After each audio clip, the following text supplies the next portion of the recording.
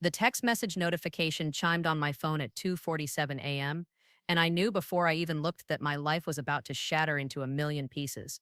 I was 34 weeks pregnant, confined to bed rest after complications with my pregnancy, and my husband Trent should have been sound asleep beside me. Instead, his side of the bed was cold, and the message on my screen was from my own sister Melissa. Can't wait to feel you inside me again tonight. Evelyn will never know. My hands trembled as I scrolled up through the message thread I'd never seen before, watching months of betrayal unfold in graphic detail. Messages about secret meetups, about how Trend deserved better than a bedridden whale, about how they were meant to be together. The worst part wasn't just that my husband of 8 years was having an affair, it was that my own sister, my maid of honor, the person I'd trusted to help care for me during the most vulnerable time of my life, was the one stealing him away. I sat there in the dark, my pregnant belly rising and falling with each carefully controlled breath as the reality sank in. They thought I was helpless, trapped in this bed dependent on them for everything. They thought I was naive, trusting, completely unaware of what was happening right under my nose. They thought they held all the cards. They had no idea I'd been recording everything for the past 2 months. My name is Evelyn Mitchell, and I've built my career as a cybersecurity consultant by being methodical, thorough, and always thinking 3 steps ahead. At 31, I've helped Fortune 500 companies protect themselves from threats they never saw coming, and I've learned that the most dangerous attacks always come from people you trust most. When you're responsible for protecting millions of dollars in assets and sensitive information, you develop certain habits like automatic backups, redundant security systems, and comprehensive monitoring protocols. Those same instincts that made me successful in business also made me the kind of person who notices when things don't add up at home. And for the past 8 weeks, confined to bed rest with a high-risk pregnancy, I'd had nothing but time to notice that everything about my life was falling apart in ways that felt deliberate and coordinated. The irony wasn't lost on me that my most vulnerable moment, carrying Trent's child, dependent on others for basic care, financially tied to him through our joint accounts and shared mortgage, had become the perfect cover for the most sophisticated betrayal I'd ever encountered. They saw a helpless victim. I saw a case that needed solving. The bedroom door creaked open at 3:15 a.m., and Trent slipped in quietly, thinking I was asleep. I kept my breathing steady and watched through barely open eyes as he checked his phone one more time before plugging it in to charge. His movements were confident, satisfied, completely unguarded. He had no idea that the tiny device I'd hidden in the charging dock had been uploading copies of every text, call log, and deleted message to my secure cloud storage for weeks. He had no idea that the baby monitoring app I'd asked him to install on his phone, the one that was supposed to let me track my symptoms and share them with my doctor, was also quietly logging his location data, call patterns, and app usage. He thought he was helping his pregnant wife stay organized and healthy. In reality, he was providing me with a minute-by-minute account of his betrayal. As he settled into bed beside me, I could smell unfamiliar perfume on his skin. Melissa's perfume, the same scent she'd worn to family dinners where she sat across from me, smiled, and asked how I was feeling. The same perfume she'd been wearing yesterday when she brought me lunch and sat on the edge of this very bed, holding my hand and telling me how lucky Trend was to have someone who loved him as much as I did. The nausea that hit me had nothing to do with pregnancy hormones, but even as my heart broke, my mind was already shifting into the analytical mode that had made me so good at my job. I had documented evidence of the affair, but that was just the beginning. If I was going to protect myself and my unborn child, I needed to understand the full scope of what I was dealing with. I needed to know how long this had been going on, what they were planning, and most importantly, what other damage they might be doing that I hadn't discovered yet. Dr. Evelyn Williams, my obstetrician, had been the one to prescribe bed rest after my blood pressure spiked and early contractions started. She'd made it clear that stress could be dangerous for both me and the baby, that I needed to focus on rest and let others handle everything else. What she didn't know was that letting others handle everything had become the very source of my stress. The morning after I found the text messages, I was physically shaking as I tried to process what I'd learned. But when Melissa arrived at 9 a.m. with fresh flowers and homemade muffins, acting like the devoted sister she'd always pretended to be, I managed to keep my voice steady as I thanked her for taking such good care of me. "Your family," she said, perching on the edge of my bed and brushing a strand of hair from my forehead. "I'd do anything for you and that baby. We all would." The casual cruelty of those words, delivered with such apparent sincerity while she was actively destroying my family, helped crystallize something important for me. This wasn't just an affair that had gotten out of hand. This was calculated, systematic, and designed to ensure that by the time I figured out what was happening, it would be too late to do anything about it. That's when I decided to stop being a victim and start being an investigator. Truth is, I wasn't entirely surprised when I found those messages. For weeks, I'd been watching small changes in both Trend and Melissa that individually could be explained away, but together painted a picture I'd been trying not to see. It started with Trend's phone habits.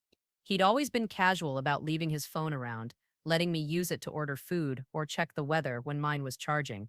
But sometime in early March, that changed. Suddenly, his phone was always face down, always password protected, always within arm's reach. When I asked to use it, he'd take it from me and handle whatever I needed himself, claiming he was trying to reduce my screen time for the baby's health. Then there were the schedule changes. Trend worked in marketing for a tech startup, with flexible hours and the ability to work from home most days. During the first month of my bed rest, he'd rearranged his entire schedule to be home with me, working from the desk in our bedroom, taking calls from the living room, making sure I was never alone for more than an hour or two. But as March turned into April, his presence became more sporadic. Suddenly, there were client emergencies that required him to go into the office, new projects that demanded evening meetings, weekend work sessions that were mandatory for anyone who wanted to be considered for the upcoming promotion he'd been chasing. The timeline was subtle but consistent. Every increase in Trent's absences corresponded with an increase in Melissa's helpfulness. My sister had always been the free spirit of our family, a freelance graphic designer who traveled frequently, dated casually, and prided herself on being unencumbered by traditional expectations. She'd never shown much interest in domestic responsibilities or family obligations. In fact,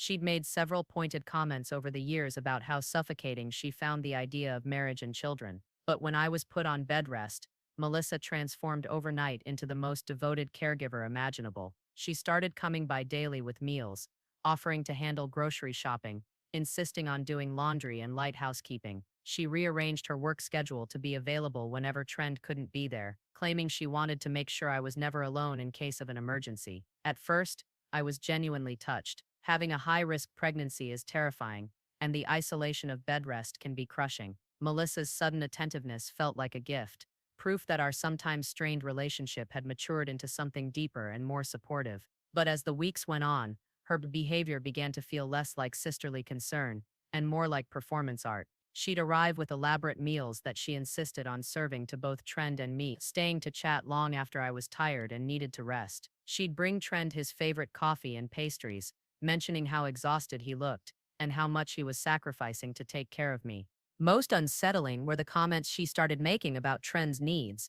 How hard it must be for him to see me so uncomfortable. How frustrated he must feel being unable to fix the situation.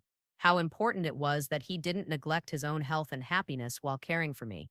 Men aren't naturally caregivers like women are, she said one afternoon, ostensibly folding baby clothes while Trent was in the shower. They need different kinds of support and encouragement. Trent's being so strong for you, but someone needs to make sure he's getting what he needs too.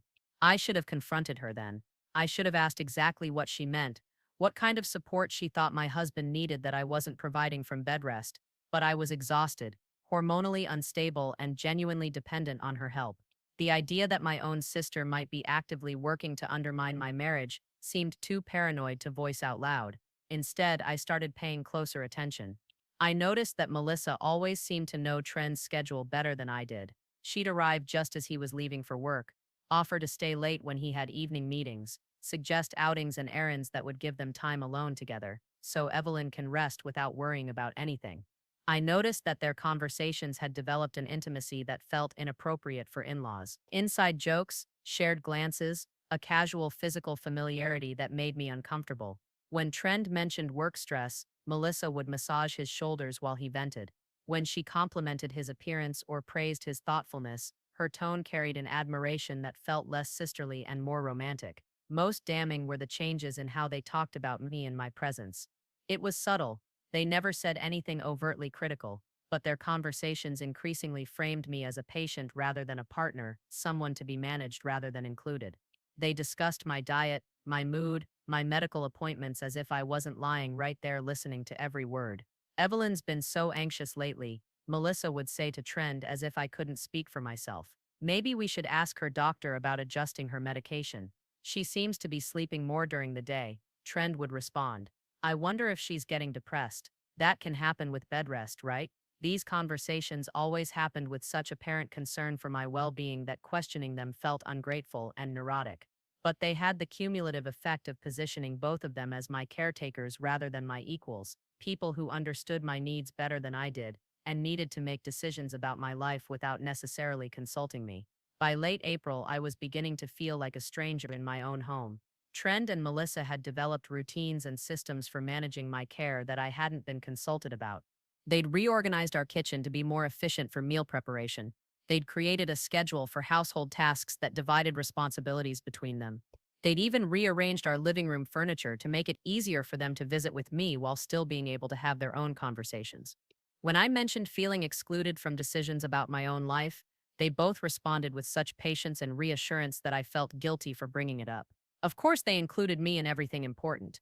Of course, my opinions mattered. They were just trying to reduce my stress by handling the details I didn't need to worry about. But deep down, I knew something was fundamentally wrong. The life I was observing from my bedroom felt increasingly like a life that was being lived around me rather than with me.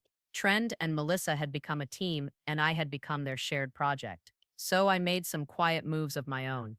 The first thing I did was activate the security features on all my personal devices and accounts that I'd previously considered unnecessary for home use.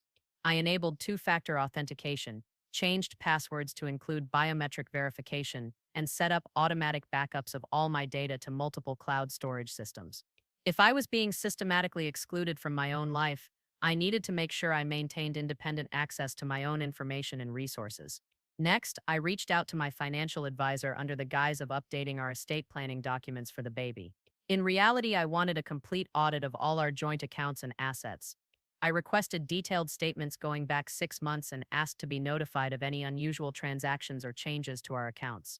I also quietly moved a portion of my individual savings to a new account that only I could access, telling my advisor it was a baby emergency fund that I wanted to keep separate from our main finances. The third step was the most technically complex but potentially most valuable. Using skills I'd developed in cybersecurity consulting, I set up a comprehensive monitoring system for our home network and all the devices connected to it. This wasn't just paranoid surveillance, it was the same kind of security audit I'd perform for a client who suspected internal threats. I installed network monitoring software that would track all internet activity on our home Wi-Fi, including which devices were connecting, what sites they visited, and what data they were transmitting. I set up automated backup systems that would capture deleted messages, photos, and documents from any device that synced to our shared storage systems. Most importantly, I created a secure partition on my laptop that would let me analyze all this data without leaving any traces on our main network. The technical setup took me 3 days to complete, working in short sessions whenever Trend and Melissa were both out of the house. By the time I was finished, I had comprehensive monitoring capabilities that would reveal any digital communication or activity happening under our roof. But technology was only part of my strategy. I also needed human intelligence, so I quietly reached out to people in both Trend's and Melissa's social circles to gather information about their recent activities and behavior. I used pregnancy and bed rest as a natural excuse for these conversations. People expect new mothers to be anxious and want reassurance about their support systems. I called Trend's coworkers' wives to thank them for being understanding about his schedule changes, which gave me opportunities to verify whether the work commitments he described to me matched what their husbands knew about his actual work obligations. I reached out to Melissa's friends to express gratitude for how helpful she'd been, which provided insight into how she was describing her newfound dedication to family caregiving. Finally, I contacted my lawyer to update our wills and power of attorney documents. While there, I quietly discussed what protections I might have if Trend and I were to separate while I was pregnant or immediately after giving birth. I presented it as routine precautionary planning, but I wanted to understand my legal position if this situation escalated to the point where I needed to protect myself and my child. All of these preparations took place over 2 weeks in early May, while Trend's absences became more frequent and Melissa's presence became more intrusive. To them, I appeared to be becoming more dependent and passive, spending longer hours sleeping and seeming less interested in the details of daily life management. In reality, I was gathering intelligence and building resources for whatever confrontation was coming. Because by then, I was certain it was coming. The only question was whether I'd be ready for it. The first major revelation came on a Tuesday morning when I was reviewing the network activity logs I'd been collecting for a week. Trent's phone had been connecting to our Wi-Fi from locations that didn't match his stated schedule. According to his device data, he'd been at home for 3 hours on Monday afternoon when he'd told me he was in client meetings downtown. The location data showed his phone in our house from 1 p.m. to 4 p.m., but he hadn't come upstairs to check on me or let me know he was there. I cross-referenced the timing with Melissa's visit that day. She'd arrived at 1:15 p.m. with lunch and stayed until 4:30 p.m., telling me she had some graphic design work to catch up on and thought she'd keep me company while she worked in the living room. I'd heard conversation and laughter downstairs but assumed she was on video calls with clients. The implications were staggering. They'd spent 3 hours together in my house while I was upstairs in bed, and both of them had explicitly lied about it. Trent had invented a client meeting that didn't exist. Melissa had pretended to be working alone while actually having an extended visit with my husband. But the digital evidence was just the beginning. When I accessed the automated backup system I'd set up, I discovered that Trent had been deleting text message threads every few days, something he'd never done in our entire relationship. The backup system had captured those deleted messages before they disappeared, and what I found in them confirmed my worst fears. The affair had been going on for at least 2 months, but the messages I recovered suggested it might have started even before my bed rest began. There were references to previous meetings, to shared jokes and experiences I'd never heard about, to feelings and attractions they'd apparently been discussing for much longer than I'd realized. Worse than the evidence of physical betrayal was the emotional cruelty embedded in their conversations. They talked about me like I was an obstacle to overcome rather than a person who deserved consideration. They mocked my pregnancy symptoms, complained about my neediness, and speculated about how much longer they'd have to deal with this situation before they could be open about their relationship. "She's so dependent right now, she doesn't even notice when we're together," Melissa had written. "It's almost too easy. After the baby comes, there'll be a transition period," Trent had replied. "But she'll be so overwhelmed with new mom stuff, it'll be the perfect time to start setting up our own place." They weren't just having an affair. They were planning a future together that involved dismantling my life and leaving me to raise our child alone, all while maintaining the fiction that they were my devoted caretakers. The rage I felt reading those messages was unlike anything I'd ever experienced, but it was quickly replaced by a cold, calculating fury that I recognized from my most challenging professional cases. This wasn't just personal betrayal, it was a systematic operation designed to destabilize my life and transfer my resources, relationships, and future to my sister. It was the kind of sophisticated attack that required an equally sophisticated response. I started with Dr. Williams, my obstetrician, who I called the next morning with concerns about my stress levels and their impact on the pregnancy. I explained that I'd discovered some disturbing information about my support system and needed her professional advice about how to handle it safely. "Evelyn, I want you to come in this afternoon if possible," she said after I'd given her a carefully edited version of what I'd discovered. "What you're describing sounds like a situation that could put both you and the baby at risk, and we need to make sure you have appropriate resources and support." The appointment that afternoon was the first time in weeks that I'd left the house, and the change of scenery helped clear my head in ways I hadn't expected. Dr. Williams' office felt like neutral territory, a place where I could think about my situation objectively rather than being immersed in the toxic environment my home had become. The stress of betrayal during pregnancy can have serious medical consequences, Dr. Williams explained after examining me and reviewing my blood pressure readings. But equally dangerous is the feeling of helplessness and isolation. You need to know that you have options and resources, both medically and practically. She connected me with a social worker who specialized in family crisis intervention during pregnancy, and together we developed a safety plan that would protect both my health and my legal interests. The social worker, Maria Santos, had dealt with similar situations before and was able to help me think through practical considerations I hadn't anticipated. "The most important thing right now is documenting everything," Maria advised. "Not just the affair, but the deception, the financial implications, and any evidence that they're planning to further destabilize your situation. You'll need this documentation for custody proceedings, divorce negotiations, and potentially for protective orders if the situation escalates." She also connected me with a family law attorney who could advise me on my rights and options given the timing of the pregnancy. Attorney Rachel Morrison had handled numerous cases involving betrayal during pregnancy and was able to help me understand both the immediate steps I needed to take and the longer-term legal strategy I should consider. The fact that your sister has been systematically inserting herself into your household and marriage creates additional complications, Rachel explained during our first consultation. This isn't just infidelity, it's potentially custodial interference and emotional abuse. We need to document the full scope of their deception and plan for multiple possible outcomes. Over the next week, working with this team of professionals, I developed a comprehensive understanding of both my vulnerabilities and my strengths. The recordings and digital evidence I'd gathered were legally admissible and could support both custody and financial claims. My professional reputation and financial independence gave me resources that many women in similar situations didn't have. Most importantly, the systematic nature of Trend and Melissa's deception actually worked in my favor. Their planning and premeditation demonstrated deliberate cruelty that would influence both legal proceedings and social consequences. But as I learned more about my options, I also realized that the situation was more complex than I'd initially understood. The evidence I'd gathered revealed additional layers of betrayal that extended beyond the affair itself. Trend had been systematically excluding me from financial decisions under the guise of reducing my stress. He'd made changes to our insurance policies, retirement accounts, and investment portfolios without my knowledge or consent. Some of these changes positioned him to retain greater control of our assets in case of separation, while others transferred money into accounts that only he could access.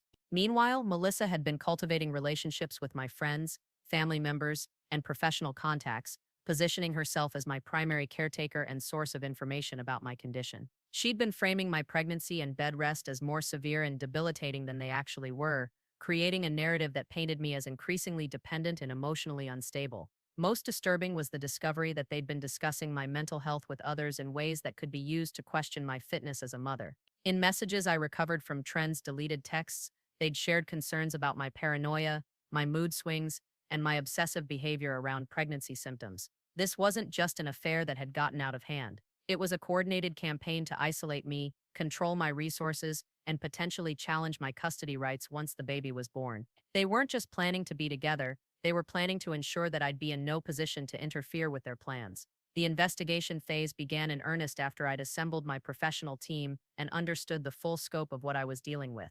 Working with a private investigator that Rachel Morrison recommended, we developed a systematic approach to gathering evidence that would hold up in court and provide leverage for negotiations. Private investigator James Walsh had handled numerous infidelity and financial deception cases, and he was able to confirm and expand on the evidence I'd already gathered. Using professional surveillance techniques and forensic analysis tools, he documented the timeline of Trend and Melissa's relationship and identified evidence I'd missed in my own investigation. Your instincts were right about the systematic nature of this, James explained during our first meeting. This isn't opportunistic, it's planned and coordinated. They've been working together to create a narrative that positions you as dependent and unstable while they appear to be your devoted caregivers. It's sophisticated psychological manipulation. The surveillance James conducted over 2 weeks revealed the full extent of their deception. Trend wasn't attending the work meetings he claimed to have. Instead, he was spending those hours with Melissa at her apartment, at restaurants, and at locations around the city where they felt confident they wouldn't be recognized.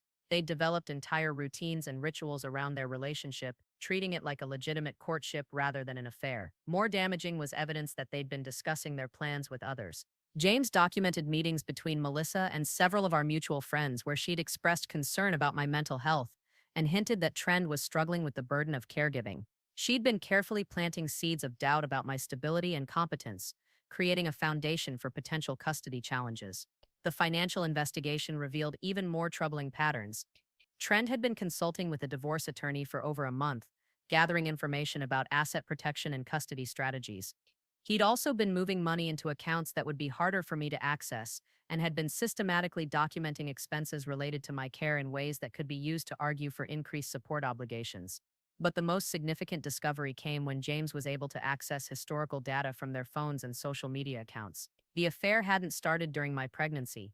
It had been developing for over 6 months before I was put on bed rest. My pregnancy had simply provided them with the perfect cover story for spending more time together and for gradually excluding me from my own life. They'd been planning this betrayal long before I became vulnerable, and my bed rest had simply accelerated their timeline rather than creating their opportunity. As the evidence mounted, Rachel Morrison and I developed a strategy that would address both the immediate crisis and the longer-term implications. We needed to confront the situation in a way that would protect my interests without escalating the conflict to a point where it could endanger my pregnancy or my future custody rights. The goal is controlled exposure, Rachel explained. We want them to understand that their deception has been discovered and that continuing it will have serious consequences. But we don't want to create a situation where they become desperate or vindictive. The plan we developed involved multiple stages of revelation and consequence, designed to give Trend and Melissa opportunities to end the affair and attempt to repair the damage while also ensuring that I was protected regardless of their choices. First, we would arrange for Trend to be confronted with irrefutable evidence of our knowledge, in a setting where his response could be documented and where he couldn't deny or minimize what had been discovered. This would be handled through a formal meeting with attorneys present, creating a legal record of his acknowledgement and response. Second, Melissa would be informed that her behavior had been documented and that continued interference in my marriage could result in legal action. This would be handled through a formal letter from Rachel's office, creating a paper trail that could be used if further legal action became necessary. Third, I would be filing for temporary custody and support arrangements that would ensure my financial security and parental rights regardless of whether Trent chose to end the affair or continue with his plans to leave. Finally, we would be sharing appropriate information with family members, friends, and professional contacts who had been exposed to Trend and Melissa's narrative about my mental health and competence. This wasn't about revenge or public humiliation. It was about correcting false information that could impact my reputation and relationships. Throughout this process, my medical team would be monitoring my health and stress levels to ensure that the confrontation didn't endanger my pregnancy.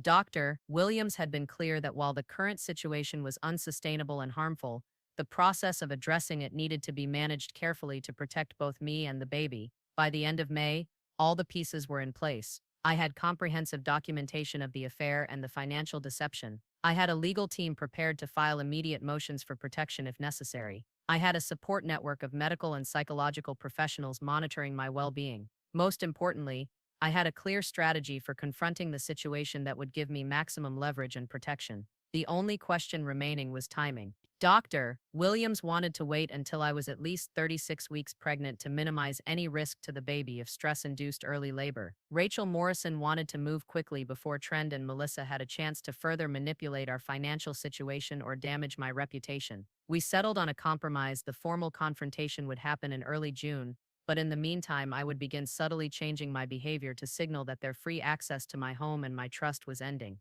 This would serve as both a warning and a test. If they backed down when they realized I was becoming more aware, it might be possible to resolve the situation with minimal damage. If they escalated their deception or became more aggressive, it would confirm that more dramatic intervention was necessary.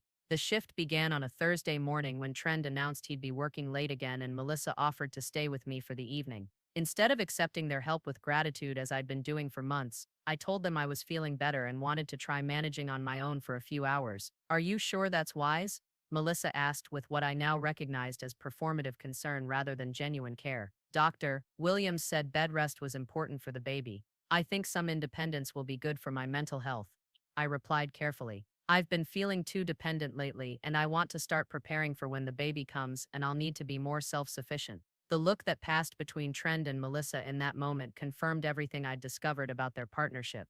They weren't happy about my growing independence. They were concerned about losing control of the situation they'd created. That evening, alone in my house for the first time in weeks, I felt a clarity and strength that had been missing for months. I wasn't a helpless victim of their deception. I was a professional problem solver who had identified a complex threat and developed a comprehensive response strategy. In less than 2 weeks, I would have the chance to execute that strategy and reclaim control of my life. The only unknown was how Trend and Melissa would respond when they realized that their carefully planned betrayal had been discovered, documented, and countered by someone who was much more formidable than the dependent, naive woman they thought they'd been manipulating. But I was ready for whatever came next. The setup phase began on Monday, June 2nd, when Rachel Morrison called Trend to schedule a meeting about updating estate planning documents before the baby arrives. It was a perfectly reasonable request that Trend couldn't refuse without seeming irresponsible, but it would get him to Rachel's office where he could be formally confronted with evidence in a controlled environment. "I'd like Evelyn to attend if she's feeling up to it," Rachel told him. "These decisions affect both of you, and her input is important even if she's still on bed rest." Trend agreed to meet Thursday afternoon, which gave us 3 days to finalize our evidence presentation and coordinate with James Walsh, who would be present to discuss his findings. Dr. Williams had cleared me for the meeting as long as I had transportation assistance and could return to bed rest immediately afterward. Wednesday evening, I sent Melissa a text asking her to come by Thursday morning for what I described as an important conversation about family support after the baby arrived. I wanted her in the house when Trend left for the meeting, ostensibly so she wouldn't have an opportunity to warn him about what was coming, but actually so I could observe her reaction when he didn't return home as expected. The positioning was crucial because we needed to understand whether they had contingency plans we hadn't discovered and whether they would coordinate their responses once they realized their deception had been exposed. Their behavior Thursday would tell us whether they were prepared to fight or if they'd try to minimize damage by cooperating. Thursday morning, Melissa arrived at 10 a.m. with coffee and pastries, as she'd been doing regularly for weeks. But this time I was watching her with full knowledge of who she really was and what she'd been doing in my home. The performance that had once seemed like devoted sisterly care now looked like calculated manipulation designed to maintain access and control. "You seem different today," she said, settling into the chair beside my bed. "More alert? Are you feeling better?" "Much better," I replied. "Clear. I've been thinking a lot about changes I need to make, and I wanted to talk to you about your role in my life going forward." For just a moment, I saw something flicker across her face, uncertainty, maybe fear, before she recovered her usual expression of concerned attentiveness. "Of course, whatever you need. You know I'm here for you." Trend left for the meeting at 1 p.m., kissing me goodbye and promising to tell Rachel that I was feeling much better and looking forward to finalizing our preparations for the baby. He had no idea he was walking into a room where comprehensive evidence of his affair would be presented by professionals who had been documenting his deception for weeks. At 1:30 p.m., I called Melissa into the bedroom and asked her to sit down for a serious conversation. "I need to tell you something important," I began, watching her face carefully. "I know about the affair. I know about the planning you and Trend have been doing. I know about the financial manipulation and the way you've been undermining my reputation with friends and family. I know everything." The transformation in her expression was immediate and complete. The mask of sisterly concern disappeared, replaced by something cold and calculating that I'd never seen before. "I don't know what you think you know," she said slowly, "but bed rest and pregnancy hormones can make people paranoid and confused. Maybe you should talk to Dr. Williams about adjusting your medication." Even in that moment, confronted with direct evidence that her deception had been discovered, she was still trying to gaslight me into questioning my own perceptions. It was a level of psychological manipulation that confirmed everything I'd learned about the sophistication of their operation. "I have recordings, Melissa, text messages, location data, financial records, witness statements. I have documentation of every lie you've told and every manipulation you've attempted. The only question now is whether you're going to continue lying or whether you're going to start being honest about what you've done." For the first time since I'd known her, my sister was completely speechless. At exactly 2:15 p.m., my phone rang. It was Rachel Morrison calling to inform me that Trend had been presented with the evidence and that his response had been documented. The meeting was ongoing, but she wanted me to know that the confrontation phase had begun successfully. "How is he responding?" I asked, still watching Melissa's face as she realized that Trend was being confronted at the same time she was. "With denial initially, but he's reviewing the evidence now. James is walking him through the surveillance photos and digital records. I think reality is setting in." Melissa stood up abruptly and started toward the bedroom door, but I stopped her with a simple statement. "If you leave now, the next conversation you have about this will be with police officers investigating custodial interference and harassment charges. If you stay and have an honest conversation with me, we might be able to resolve this without destroying everyone's life completely." She turned back toward me, and for the first time in our relationship, I saw her looking at me with something approaching respect. "What do you want?" she asked. The question confirmed that she was finally ready to engage with reality instead of continuing the performance that had defined our interactions for months. But it also revealed that she still didn't understand the fundamental shift that had occurred. This wasn't a negotiation where she had something I wanted. This was a situation where she needed to understand the consequences of choices she'd already made and decide how to move forward with the least additional damage. "I want you to understand that your relationship with Trend is over," I said calmly. "I want you to understand that your access to my home, my family, and my life is over. I want you to understand that any further interference in my marriage or attempts to manipulate my personal relationships will result in legal action that will affect your reputation, your business, and your freedom." She started to interrupt, but I continued. "Most importantly, I want you to understand that the baby I'm carrying is my child with my husband, and any attempts to interfere with my parental rights or my family relationships will be met with every legal resource I have available." My phone rang again. This time it was Trend. and I answered on speaker so Melissa could hear the conversation. Evelyn, I need to come home immediately. We need to talk. His voice was shaken in a way I'd never heard before. Are you alone, or is your attorney still with you? I asked. Rachel is here. She's explained some things about legal process and my options. I think I need to be honest with you about what's been happening. Are you prepared to be completely honest, or are you planning to continue lying and minimizing? There was a long pause before he answered. Completely honest, about everything.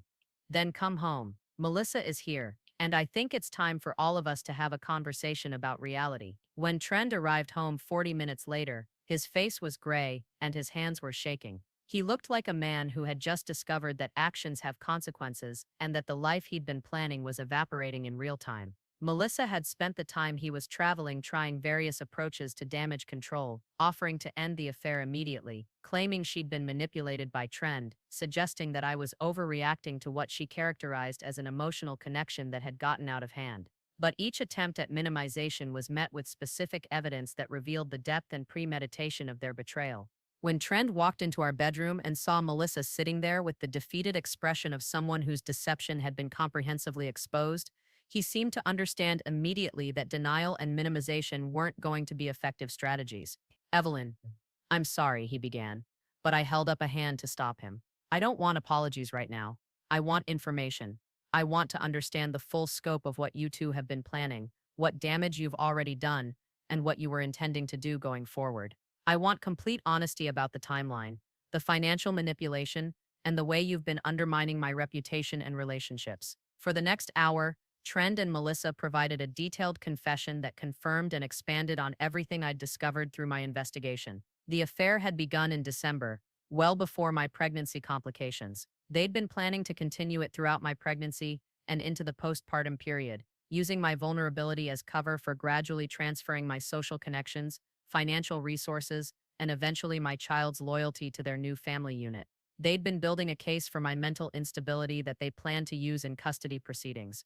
They'd been positioning themselves as the stable, competent caregivers while portraying me as dependent, paranoid, and potentially unfit as a mother. Most damaging was their admission that they'd never intended to end the affair or preserve my marriage. Trent had been planning to leave me after the baby was born, but only after positioning himself to retain maximum custody and financial advantage. Melissa had been prepared to serve as his new partner and as a stepmother to my child, completing the transfer of my entire life to someone else. By 5 p.m., I had a complete confession, recorded with their knowledge and consent, that documented the full scope of their betrayal and their plans. I also had their agreement to cooperate with immediate changes designed to minimize further damage and begin the process of separation with appropriate protections for me and the baby. Trend agreed to move out of the house immediately and to cooperate with temporary custody and support arrangements that would be formalized through legal proceedings. He also agreed to reverse the financial changes he'd made without my consent and to provide complete documentation of all assets and liabilities. Melissa agreed to end all contact with Trend and to provide a written confession that could be used to correct the false information she'd shared with our mutual friends and family members. She also agreed to stay away from me,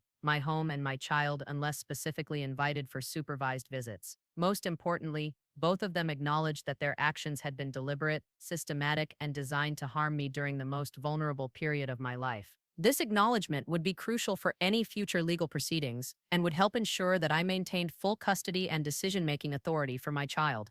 The resolution process began immediately with Trent's departure from our home and Melissa's written confession and apology.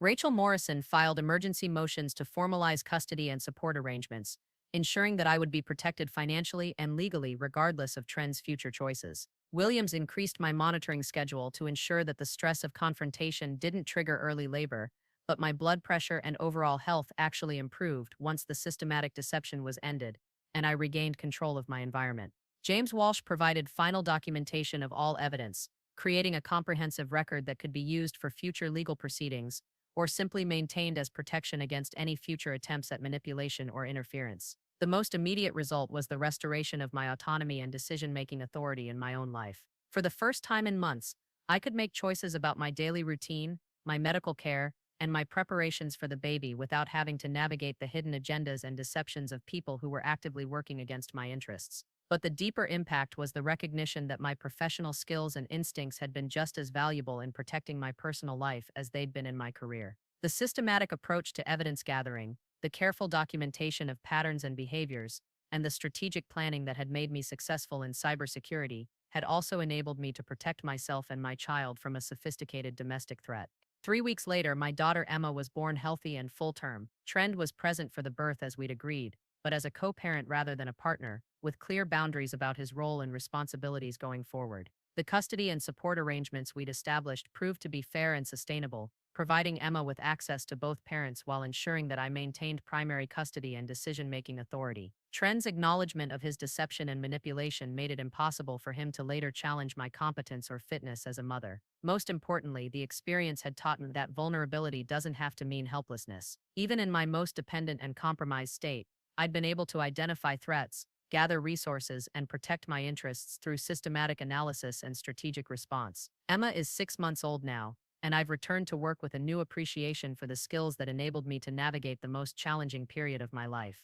The experience has made me a better consultant because I understand more deeply how personal relationships and professional capabilities intersect, and how the same strategic thinking that protects corporate assets can protect individual lives and families. Trend has maintained consistent involvement in Emma's life while building a new relationship with someone who isn't my sister. He's proven to be a competent co-parent despite being an unfaithful partner, and our interactions now are cordial and focused on Emma's well-being rather than our past conflicts. Melissa and I have had no contact since the confrontation, which has been healthier for everyone involved. Some family relationships can't survive systematic betrayal, and forcing contact would only create opportunities for additional manipulation and harm. But the most significant outcome has been the recognition that my instincts and capabilities are reliable guides for protecting what matters most to me. The strategic thinking, systematic analysis, and careful documentation that defined my professional life proved to be exactly the skills I needed to navigate personal crisis and protect my family. When people ask me how I managed to discover and counter such sophisticated deception while dealing with a high-risk pregnancy, I tell them that vulnerability can actually enhance rather than diminish your ability to identify threats, as long as you trust your instincts and use every resource available to protect yourself. The most dangerous attacks really do come from people you trust most. But with the right preparation, documentation, and strategic response, even the most sophisticated betrayal can be identified, countered, and ultimately defeated. You just have to be willing to stop being a victim and start being an investigator in your own life. Emma is napping beside me as I finish writing this, and I'm grateful every day that she'll grow up with a mother who proved that strength and vulnerability can coexist, and that the best protection against deception is the courage to document reality and demand accountability from the people who claim to care about you most.